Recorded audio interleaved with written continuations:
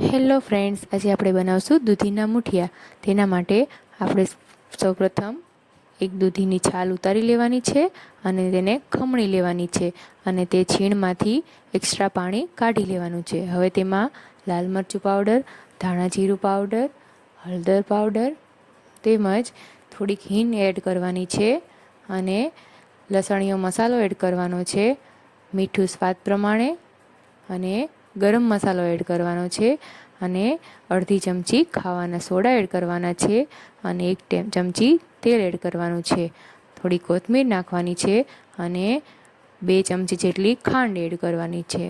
તમને જેવું ગળ્યું ફાવતું હોય એવા તમારે ખાંડ એડ કરવાની છે. હવે 1 ચમચી ઝીણો ઘઉંનો લોટ, 2 ચમચી ચણાનો લોટ અને 3 ચમચી ઘઉંનો જાડો લોટ એડ કરવાનો છે અને તેને સારી રીતના મિક્સ કરી લેવાનું છે.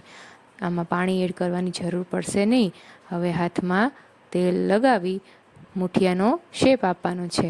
તમે નાના મૂઠિયા પણ બનાવી શકો છો અને આવી રીતના લાંબા મૂઠિયા બનાવી પછી તેને કટ કરી શકો છો.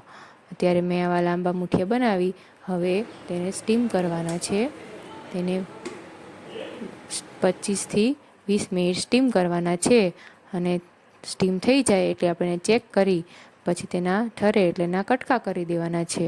હવે એને વઘારવા માટે એક વાસણમાં તેલ એડ કરી તેમાં રાઈ, જીરું, હિંગ અને તલ એડ કરવાના છે અને લાલ મરચું એડ કરવાનું છે અને લીલા મરચાં એડ કરવાના છે અને તેમાં આપણે મૂઠિયા એડ કરી દેવાના છે અને તેને સારી રીતના મિક્સ કરી લેવાના. તો તૈયાર છે ગરમા ગરમ મૂઠિયા.